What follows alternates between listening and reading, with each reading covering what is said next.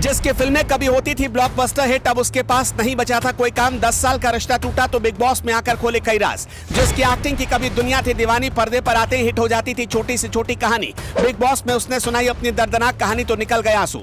पूजा भट्ट के साथ अफेयर, प्यार में ऐसा हुआ पागल कि अस्पताल में भर्ती मां को भी भूल गया। इश्क और शराब के नशे ने कर दिया बर्बाद, अब टीवी पर मांग रहा माफी।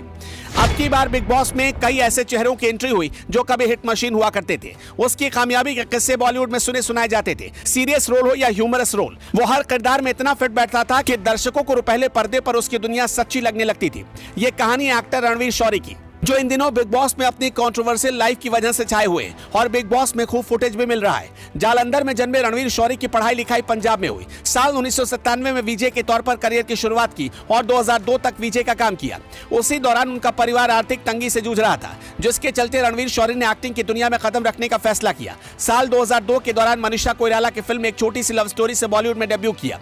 रणवीर की कुछ फिल्में ब्लॉकबस्टर हिट हुई, जिसमें जिस्म, लक्ष्य, प्यार के side effects, Khosla Ka Ghosla, Singh Is King, Chandni Chowk to China और एक था टाइगर जैसी फिल्मों में उनका किरदार खूब सराहा गया। रणवीर शौरी को अपने करियर के पीक पर पूजा भट्ट से मोहब्बत हो गई। फिल्म जिस्म के सेट पर दोनों एक दूसरे के नजदीक आए, लेकिन पूजा भट्ट के पिता महेश भट्ट हमेशा इस रिश्ते के खिलाफ थे। जिसके बाद पूजा उनकी मर्जी के खिलाफ रणवीर के साथ लिव इन में रहने लगी। लिव इन में रहने के कुछ ही दिनों में चीजें काफी बदलने लगी। कुछ वक्त बाद दोनों के बीच आपसी मतभेद की खबरें टीवी पर चलने लगी।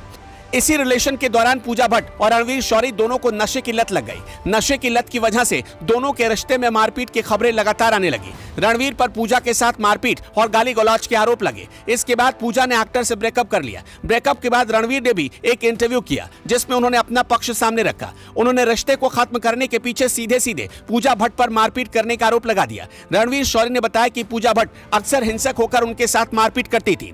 कहा जाता है कि रणवीर शौरी पूजा भट्ट के प्यार में इस कदर पागल थे कि अस्पताल में भर्ती उनकी मां भी उनको नजर नहीं आई। लेकिन रणवीर अस्पताल में भर्ती मां की फिक्र छोड़कर पूजा भट्ट के प्यार में पागल हो चुके थे और बाद में उनकी मां की डेथ भी हो गई। हालांकि पूजा भट्ट से अलग होने के बाद कोंकणा सेन उनकी लाइफ में आई।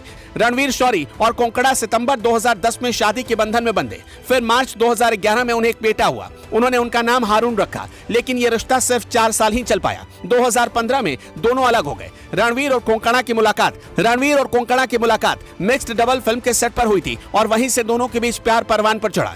खैर, रणवीर शौरी का फिल्मी करियर अब ढलान पर है। फिल्में मिलनी बंद हो गई और बॉलीवुड की अंधेरी दुनिया में वो गुम होते जा रहे हैं। आप रणवीर शौरी के बारे में क्या कहना चाहेंगे? हमें कमेंट बॉक्स में जरूर बताएं।